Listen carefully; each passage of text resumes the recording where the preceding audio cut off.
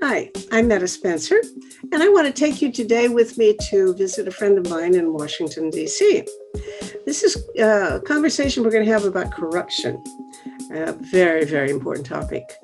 And it's Shazka Byerly, who is a senior fellow at the Terrorism, Transnational Crime, and Corruption Center at George Mason University, which is in Fairfax, Virginia, just outside Washington. But Shazka's in Washington with her headphones on, all ready to talk.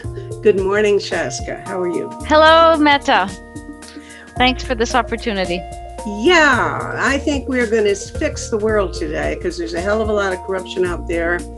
And it's not something that peace activists normally consider part of our business. It's sort of, you know, we don't make that our issue very often, but that's your bag. So I'm glad to talk to somebody who knows what in the world can be done, if anything, to straighten out a situation in which I presume we're talking mainly about government corruption. Or let's narrow the field down first. When you talk about corruption, do you mostly talk about the government, or are you looking at ways in which, say, financial institutions gouge or bribe or something of that kind? What are the limits of what you consider your field? Okay. Thanks, Metta. First of all, I just want to say hello to everyone. And if there are any U of T alum out there, hi there, because I'm one also. I'm a hidden Canadian here in Washington, D.C., born in Canada. And maybe you'll detect a slight Canadian accent. I don't know if I've lost it completely in all the years I've been here. It was fun when you were up here about 3, 4, 5 years ago, discovering that you knew your way around the campus. Yes, I did. I think you hadn't been here in 20 years or so. Yeah, it was a long time. Have you been back since then? Not since about 3 years ago. Yep. Anyway, thank you to all of you who are tuning in today, and those of you who might listen to this in the future when it's uploaded. And the other thing I'd just like to say before I start is I'd like to recognize all the people around the world who are fighting corruption and in making an impact. They're the ones doing all the extraordinary work. They're the ones who are extremely brave and are, taking risks to benefit their communities and countries. And right now, I just want to express my deep concerns and thoughts for the incredible anti-corruption advocates in Afghanistan who are facing threats and danger. And I don't know what's going to happen. And all I can say is that this is weighing very, very much on many of us in the anti-corruption field right now, because there are some really great people there, including in the government, that have put themselves on the line for their country.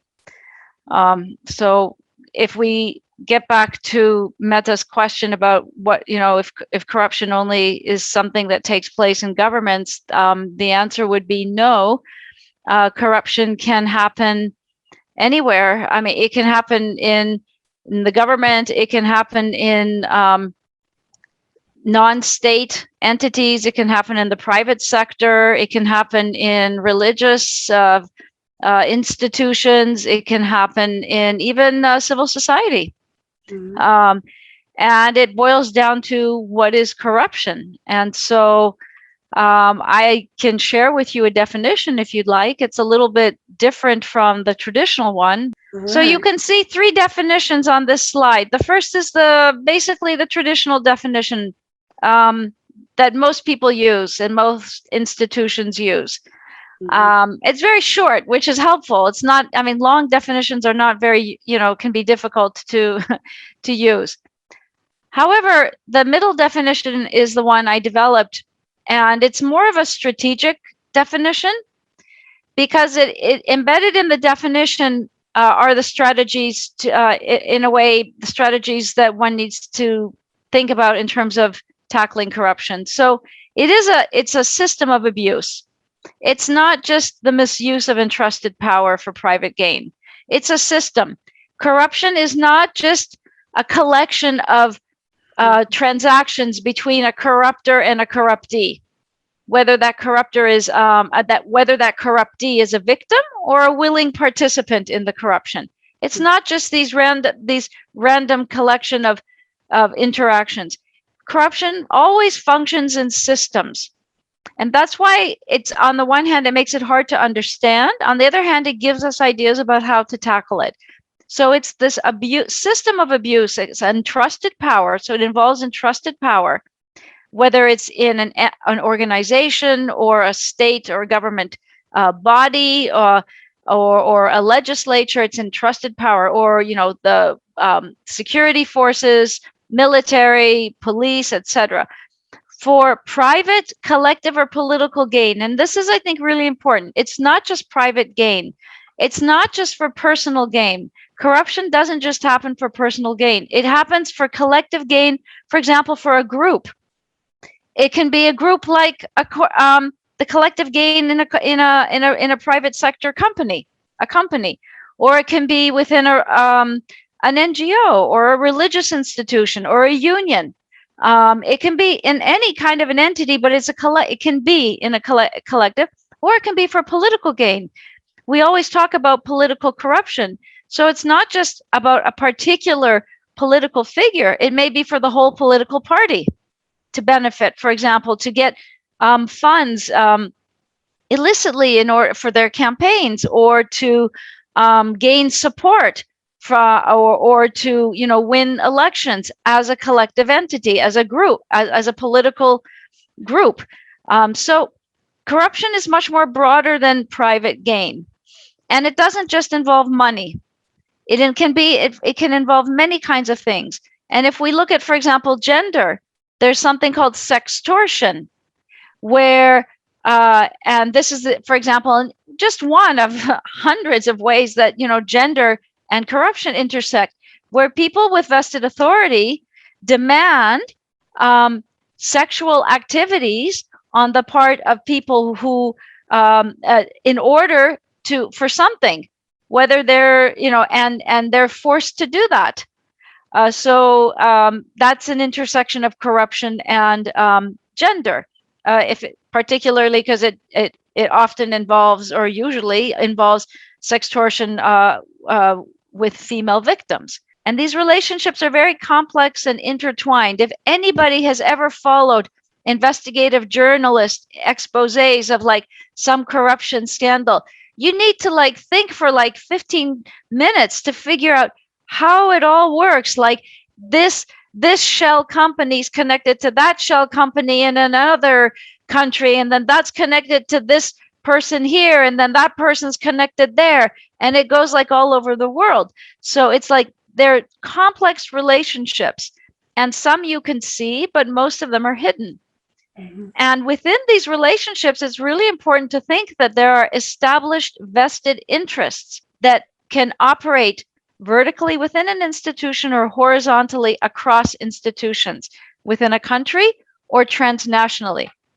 That's why we have this whole big area of focus of transnational corruption. It happens across borders with money laundering and illicit funds and even favors and gains and things like that are not financial. People are benefiting from corruption. Mm-hmm. And those are the vested interests. They're not going to give up their benefits willingly. It's not that they need to be educated that they're doing something wrong. Most of them know that what they're doing isn't right. It may be even, they may feel that they're entitled to do it. But if they believed it was right, they would be doing it out in the open. And actually, sometimes that happens. And then you have the citizenry getting really, really, really angry and wanting to do something about it, when it becomes so pervasive that people don't even feel they have to even hide it anymore. I challenge you on that. Yeah. That if it becomes so open, it may not be that the people will get angry. Let me give you an example. I used to go to Russia a lot, and 20 years or so, 30 years ago, I would hire a driver and all day, every day for, take me around. And every other day, at least, we'd be stopped by a policeman for some supposed infraction. So my driver would get out of the car, taking his wallet out of his pocket, very out in plain sight, talk to the cop 1 minute and give him a note of some kind, of bill, get back in the car and drive away. Now, there was no shame. There was no visible, it was completely obvious what was happening. But this happened all the time. And when I got back to my hostess, who was, I spent a lot of time with her, I said, how can you tolerate this degree of corruption in the police? And she said, well, that policeman doesn't have an income sufficient to feed his family. So this is the only thing he can do. And I can't blame him for it because he's got to live.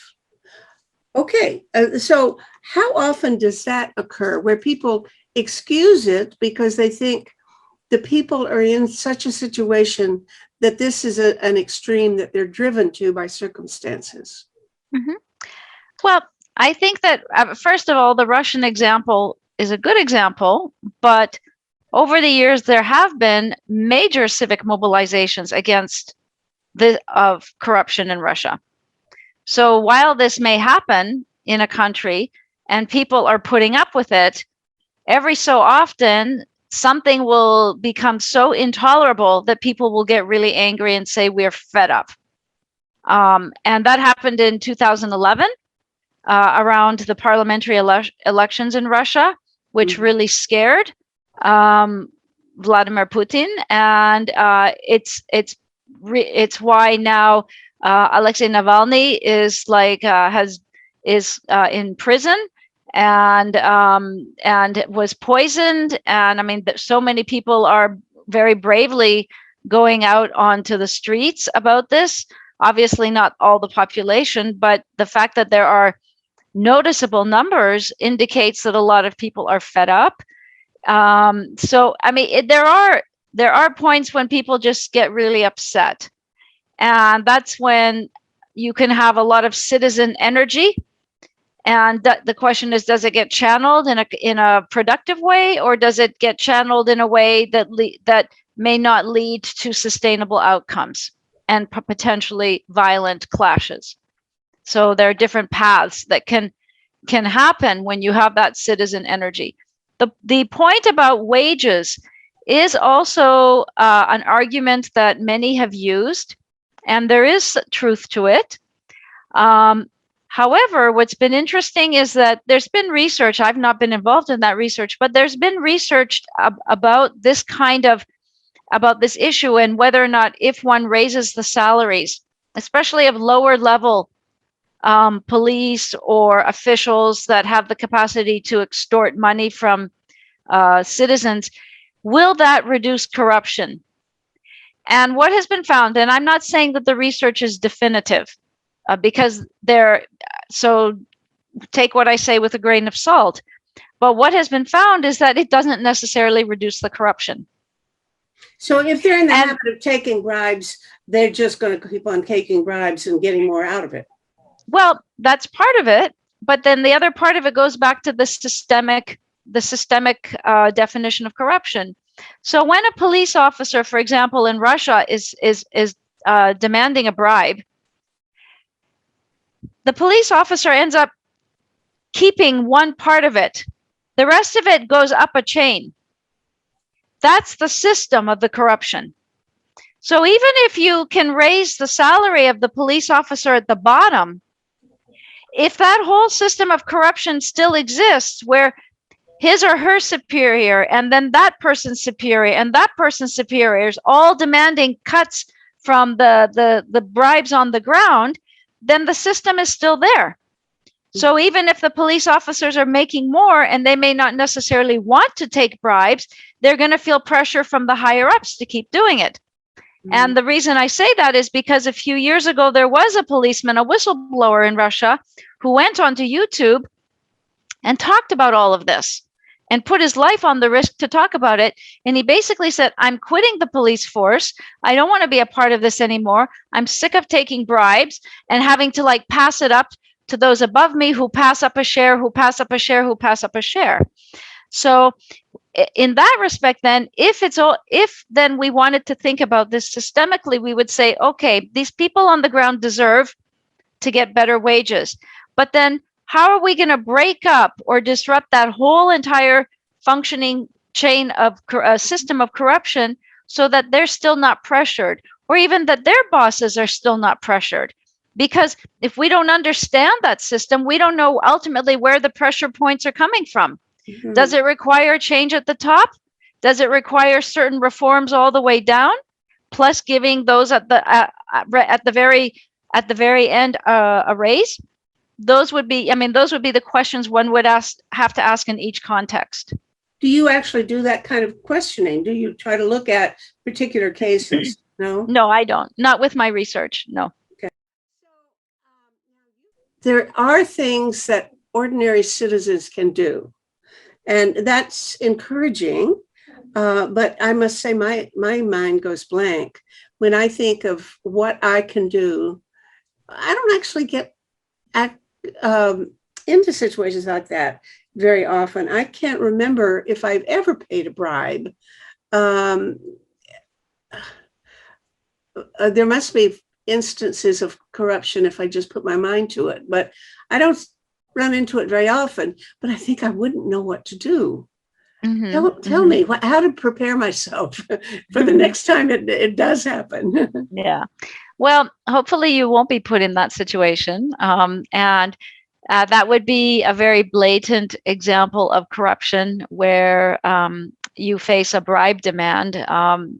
In some countries, that would be for, getting things to which the state is supposed to provide.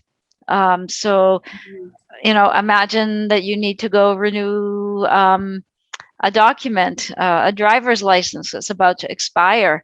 And in order to do that some money would have to be paid either directly to a civil servant or through a conduit, a middle person. That would be, an example of that kind of bribe demand. But in every society, we have corruption. So oftentimes the challenge is to take what may be abstract and bring it down to the level of everyday life. So sometimes in countries, every country has corruption. But in some countries where it's not so obvious in daily life, it's often harder to make that link between something that's happening, that's corrupt, that has an adverse effect on society and people's everyday lives. So that would be where, in Canada, you would need to start thinking, well, what kind of corruption do we have? How does that harm society? And can we see how that actually affects people in their everyday lives? And then once that link is made, people will be more apt to want to do something about it. Now, in a country where the corruption is in one's face, there may be at least a little bit more motivation initially because it's so blatant. But then oftentimes in such contexts, people also feel defeated because they say, we have so much corruption, it's impossible to do anything. So there's always a starting point where either people are not making that link has not been made between corruption and everyday life and how it's adversely affecting citizens, or the corruption is so bad that people are like hopeless, saying, we can't do anything. That's where, civic organizers, civil society groups, activists come in and they say, okay, this is our starting point. How are we going to now overcome the obstacles we face? So we always have obstacles when when we look at citizen mobilization and nonviolent action to impact corruption. There's never a perfect situation. It's always that you start off with obstacles, and then you have to think, well, how are we going to like overcome these obstacles? And every context is different. But I can tell you, when I was doing my research, which I started back in 2009, even earlier, initially for my book and then subsequently for other projects, what is so astounding and so encouraging is that in spite of these obstacles, people, civil society actors, find ways to frame corruption, to frame why citizens can play a role, how they can play a role, and why they can make and how they can make an impact. What can they do to make an impact? So that's where the creativity and the strategizing and the planning and the organizing of civic groups and activists or others come in. And so if I say civic groups or civic leaders, it can be anyone. In some cases, you have lawyers, for example, in some countries that have played the catalytic role. In other cases, you've had youth play, or you've had women, a group of women, or you've had, so it's different people can come and together and say, we want to tackle this. It's harming our country or our community, and we want to do something about it. But we know we can't do it alone. We need the power of citizens. We need people power in order to do that, because we need power. It boils down to power. We have established power in a society, formal power. We have, but we also have informal power. And one source of informal power comes from organized citizens in social movements, in campaigns, in community, just grassroots community efforts. You don't have to put a label on it, but they're just people coming together. But what they can do is that they can exert power, pressure on those who have not been listening, or on those who are doing something that's harmful. Mm-hmm. Presumably, you're thinking even of cases where people have taken action along to stop corruption, even though the power is so disproportionate, they might be harmed by doing it, that they take a risk. What kinds? We beforehand we started. You mentioned places where the whole society is being threatened because of the extent of corruption. And I said, obviously, Afghanistan is one where the government has just fallen because it's known to be so totally corrupt. One of the factors. Also, you mentioned Iraq and Lebanon as other strong cases. Okay, how, if you were situated in a place like, well, either one, any of those three countries, how would you proceed with the greatest amount of safety for yourself while actually maybe having a chance of accomplishing something? Mm-hmm. Yeah. So one strategy that groups use in other countries is that they don't self-identify as anti-corruption. Oh. Mm-hmm. And often because that is ultimately not their goal. Ultimately, their goal may be to improve their school and their community, or improve or make sure an infrastructure project is constructed properly, or to make sure that development funds that are supposed to go to a community, either by the government or through parliament, actually comes and is used for the right purposes. So ultimately, the goal is something positive. So I mean, that's one important strategy. And they often may not even say that we're an anti-corruption group or we're engaging in an anti-corruption effort. They may say we're a group focusing on human rights.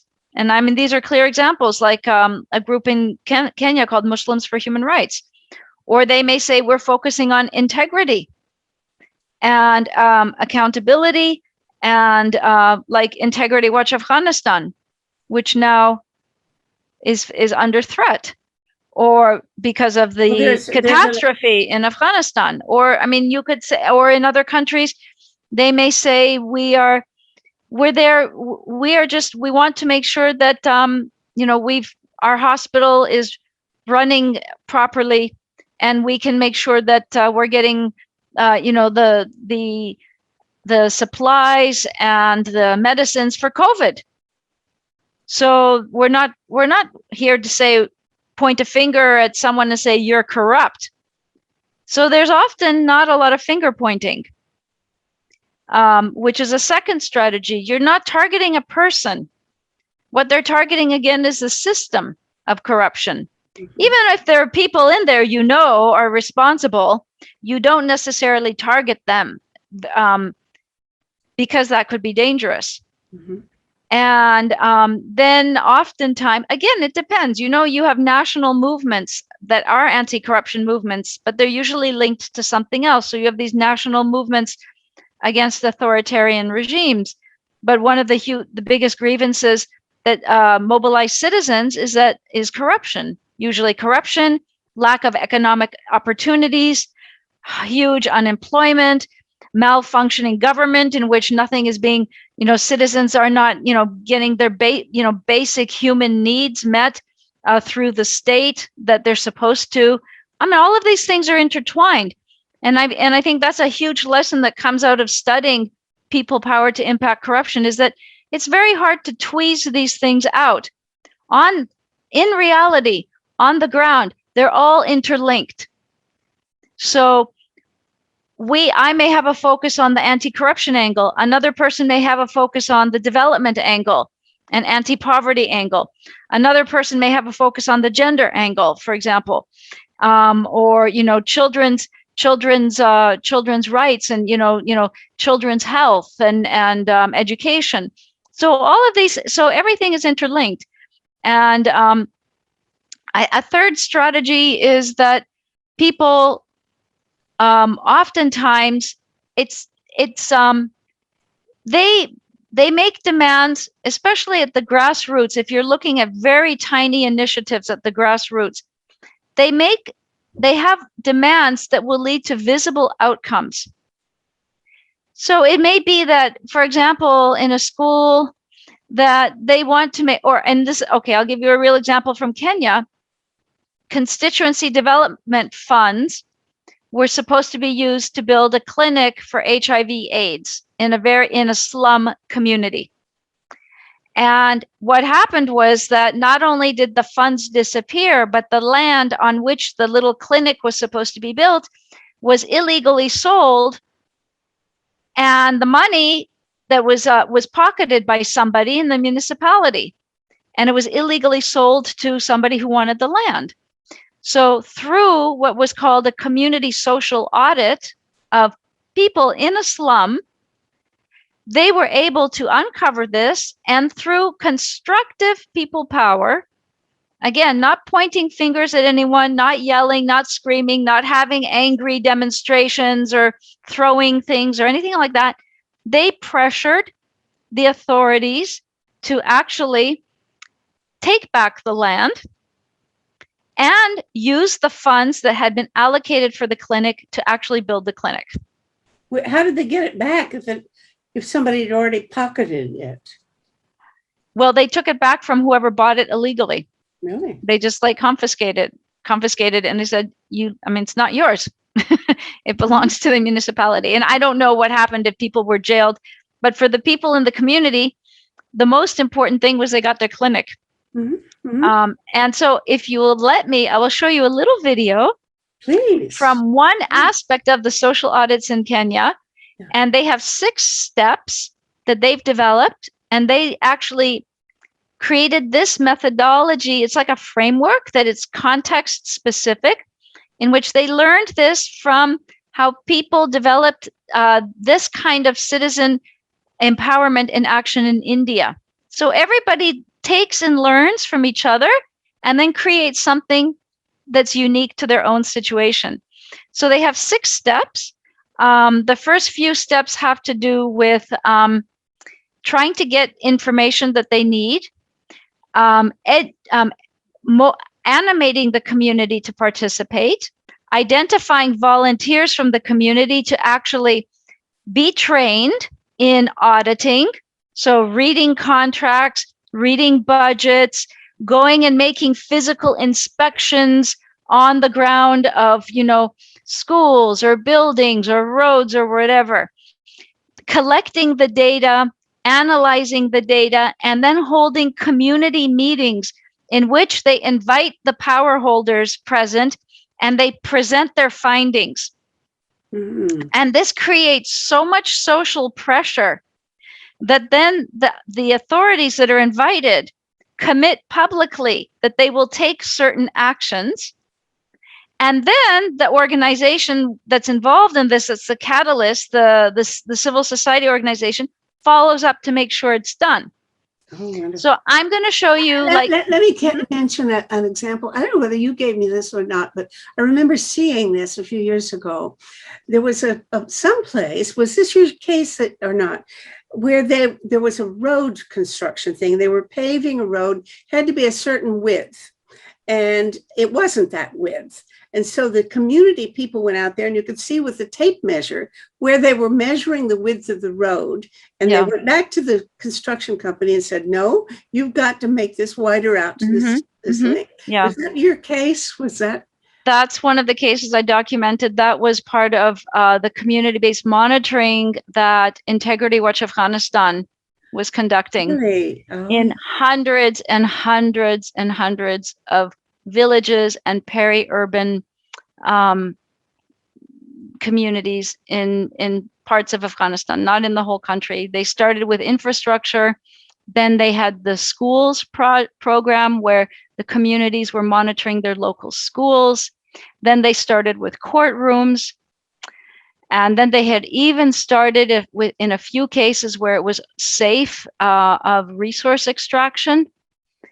And again, I say this with my heart is breaking that all of this good work, nobody knows what's going to happen. And all we can do is hope that all these people are going to be okay, because I don't know what's going to happen. Right. But I will share you a screen. Let's see. And you're going to see the part where the community and the organization presents the findings to the officials. Now, this is not low risk. When this social audit happened, before that, the civil society organization was attacked by paid thugs. The guard was stabbed in the neck. Their office was ransacked. So I'm not presenting this as a fairy tale, that all of this is easy. But what I'm presenting it is as to show the commitment and ingenuity and capacities of people, even in spite of such situations. Okay, I'm playing it now. Are you seeing it? I'm seeing, you and I share the results of our investigation. That's the slide. Okay, good. Is it okay? Yeah. Mm-hmm. Mm-hmm. Mm-hmm.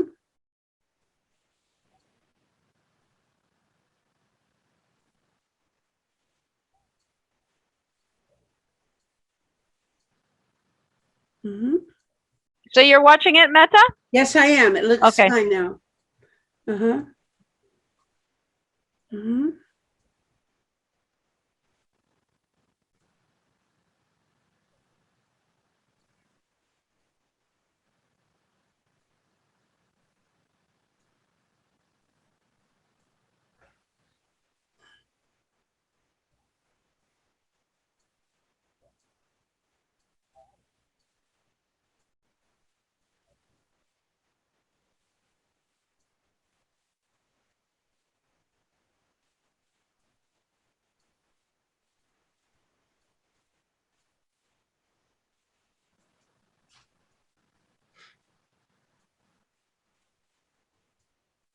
Okay, I'm going to stop the share now.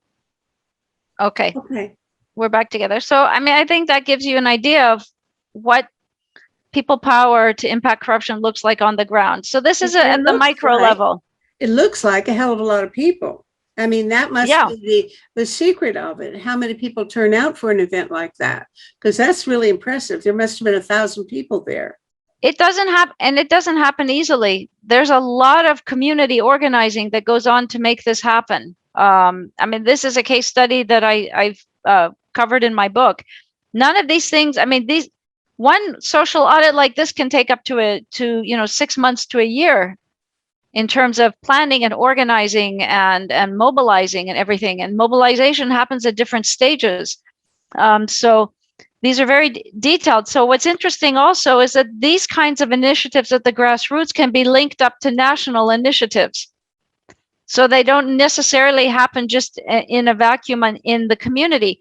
So at these social audit gatherings, there was actually at that time a national movement to pass a Right to Information Act, or a freedom. All these things are also called Freedom of Information Act legislation.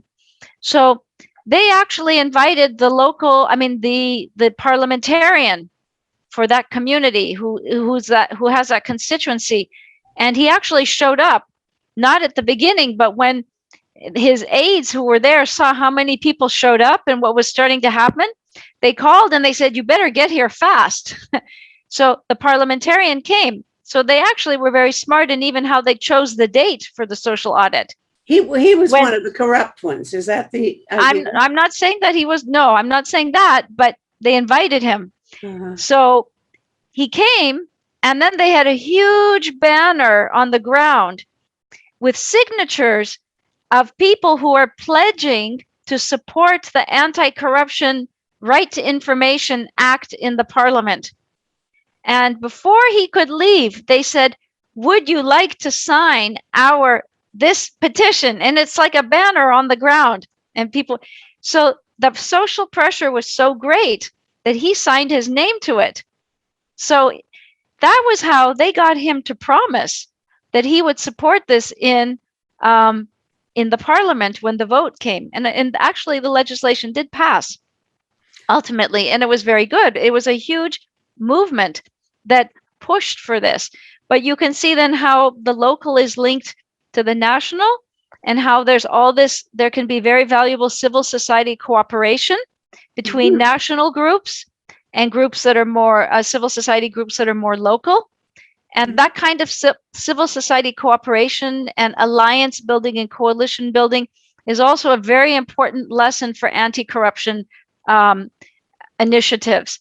You need that kind of sort of engagement within civil society, between national groups, between local groups, because between activist groups and groups that are more focused on traditional advocacy and research and policy, between lawyers groups to provide legal advice, and then citizen groups. All of that, when these kinds of relationships are built amongst all these different groups, then you have like this, to use a nice term, a quilt. I mean, you have this like quilt of all these things that are stitched together.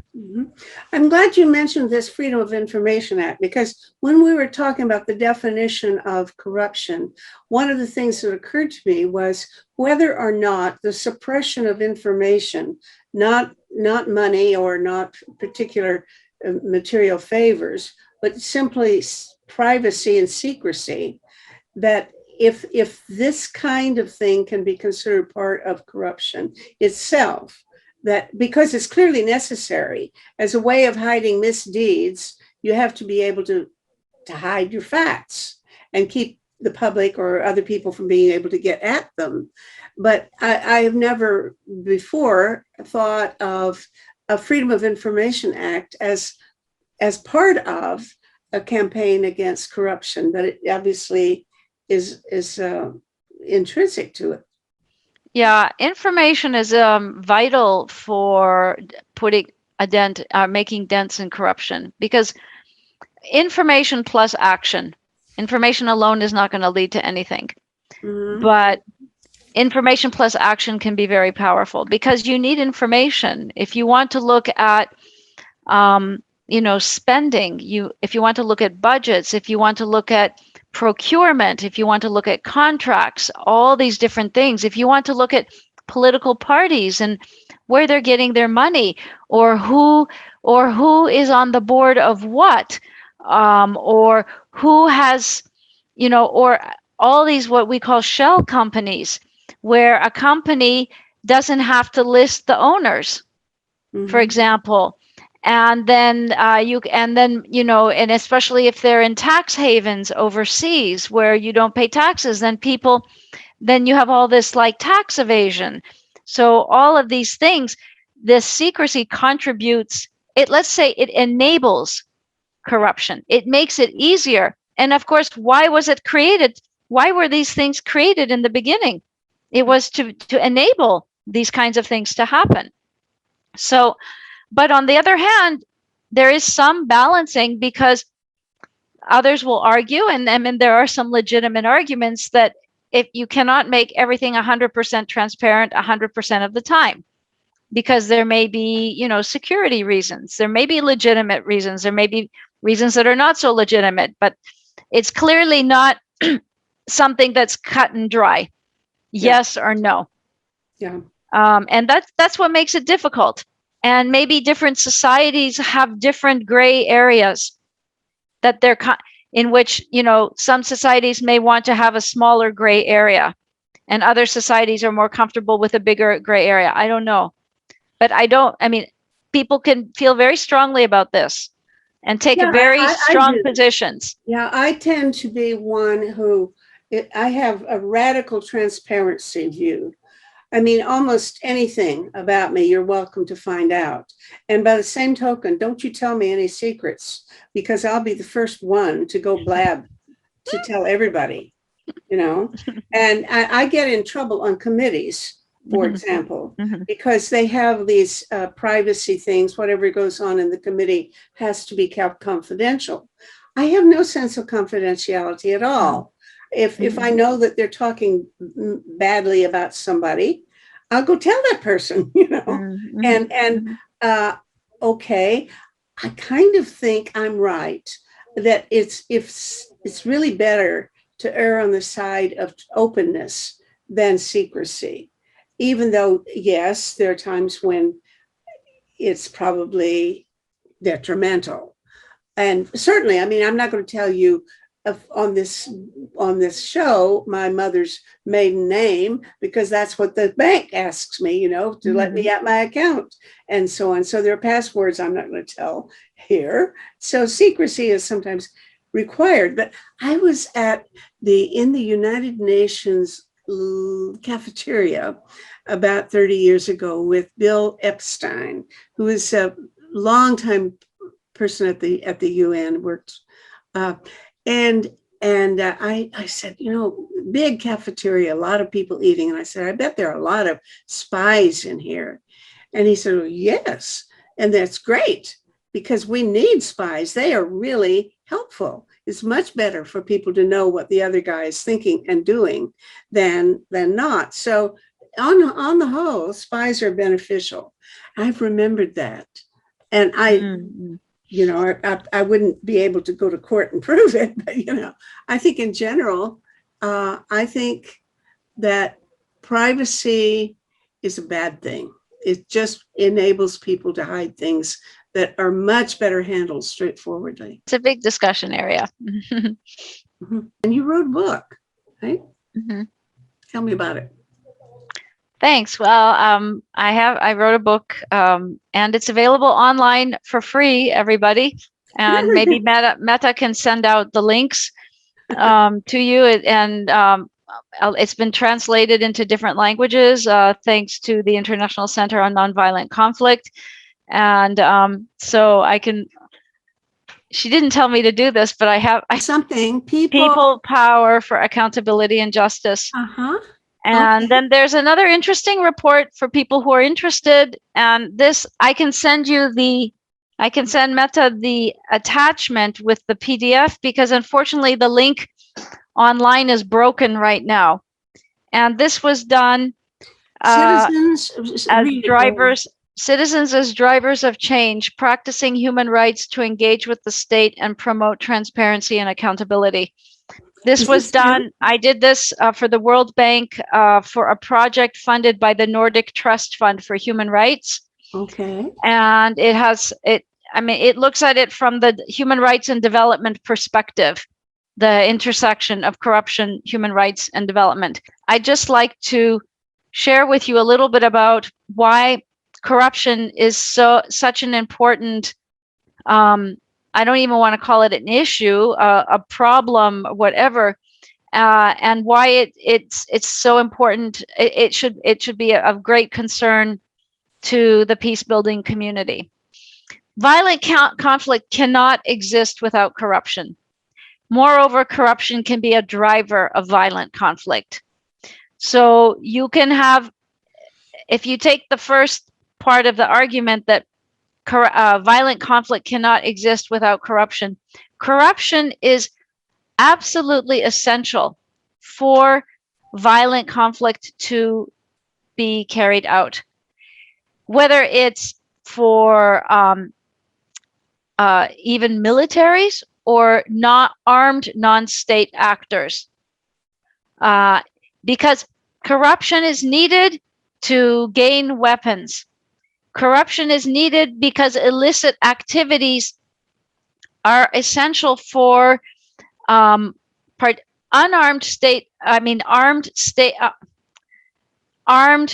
non-state groups to make money to purchase illicit equipment. Corruption is needed to move freely. Fake passports, crossing borders, moving people across borders. I don't mean just one person here, one person there. I mean lots of people. If you think about transnational armed groups, corruption is needed to pay off people, to turn a blind eye. Corruption is needed to gain support and loyalty. So even within militaries, corruption is used in order to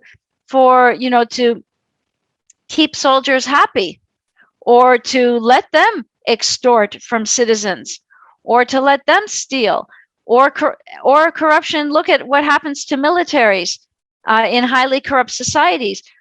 The things that they're supposed to be using is actually sold off on the black market, and people pocket the money, and the militaries then become very weak.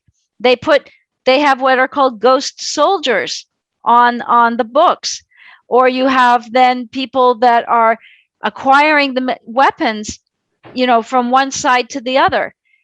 So then if you look at the drivers of conflict, corruption is a driver of conflict, because when you have states that are extremely corrupt, then that they become weak, and that leaves them susceptible to situations where people are recruited to armed non-state actors, or it leaves them susceptible to attacks because from other countries or other armed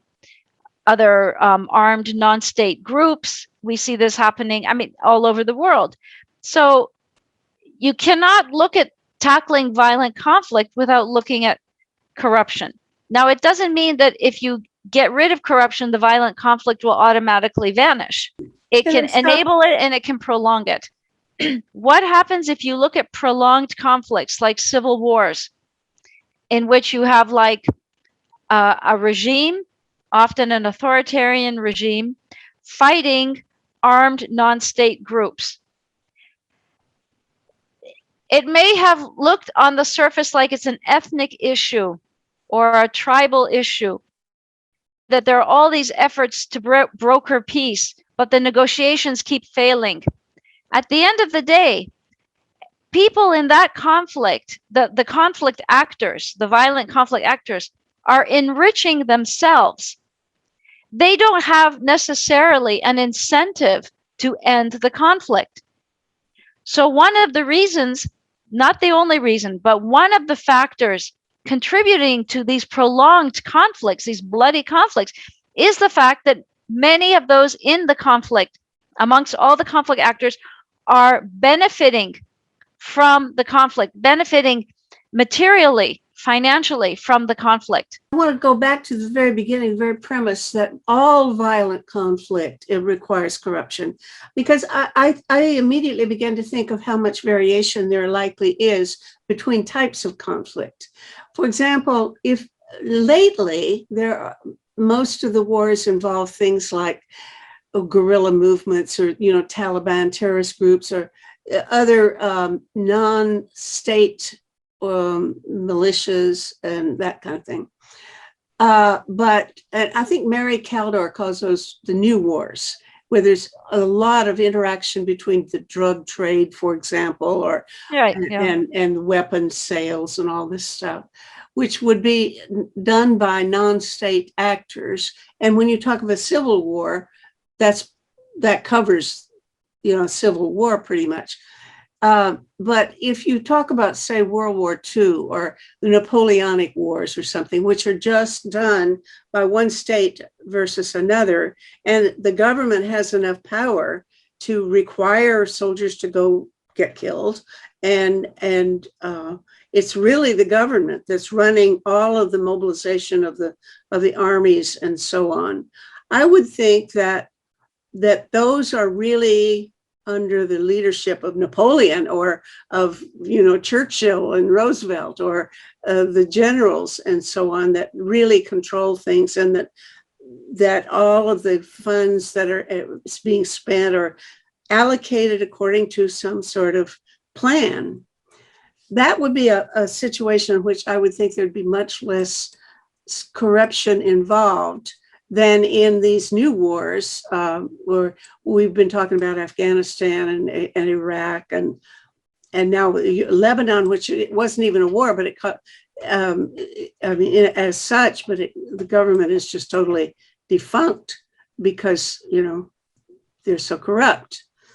So I guess what I'm asking is it true that all violent conflicts are equally susceptible to corruption, or would you say that some conflicts more so than others, and especially I would think conflicts that are in which some of the combatants, if not all of them, are not run by the government, or the government is not, it doesn't have an authority and legitimacy to command the people. Yeah, I mean, thanks. I mean, I should qualify. So if I said corruption drives all violent conflict, then I need to qualify that. And thanks for bringing that up. So I would say that corruption drives a lot of violent conflict. Let's put it that way. But if we're looking at a violent conflict and we're thinking, what can be done to bring this to an end, that corruption is factored into the analysis of the cause of the violent conflict, the enabling of the violent conflict, and obstacles to a post-violent conflict transformation to peace. So I think that would be the better way to look at it. There's another angle on it too, and that is that sometimes the good guys are not are the bad guys in when it comes to corruption. I'm thinking of a book that I was just speaking about this morning to a friend. I don't remember the details too well, but it's a book by Aisha Ahmed called Jihad and Co. And what she did was look at the way in which the Taliban gained strength. I think she's from Pakistan or Afghanistan herself. And she went out and talked to traders. And she said that traders trying to get their goods from one place to another, every step along the way, they had to pay a bribe. It was usually to the government, run, at a checkpoint or something.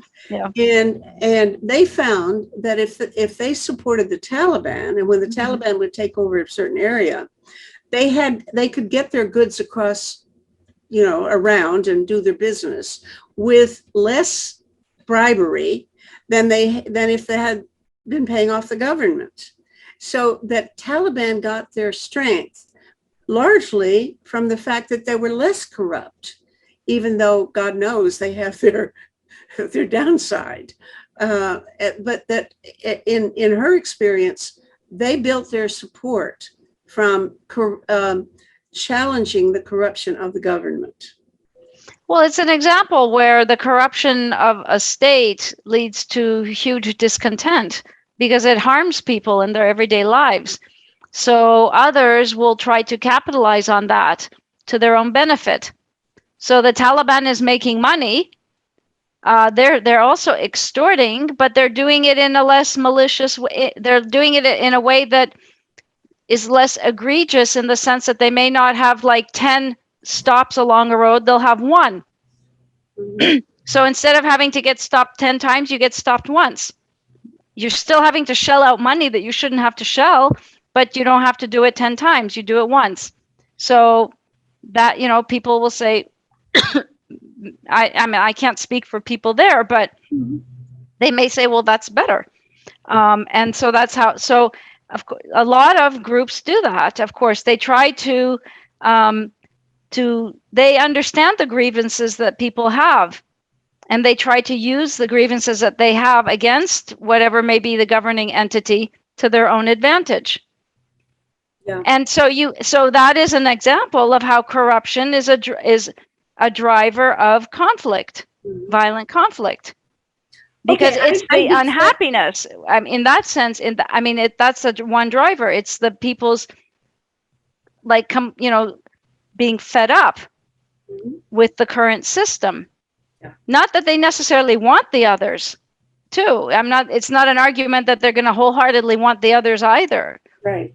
But the others understand the grievances and they're capitalizing on it. I think that's just important to factor corruption into the peace building realm. It's again, not that it's 100% relevant 100% of the time. But then the other thing to think about when a violent conflict ends is that what is often challenging then is building the peace. And when you look at countries, especially in civil war, that have gone through terrible violent conflicts, for decades, with huge human suffering and death and injuries, all those corrupt networks that existed during the conflict don't evaporate. And they're going to be, all those vested interests in those corrupt networks are going to be saying, well, how do we keep on getting benefits? And those can then become obstacles to peace, because then those corrupt networks are going to try to refashion themselves in the new context to figure out what they're going to do, how they can continue to make money or other gains, whatever other gains that they may want.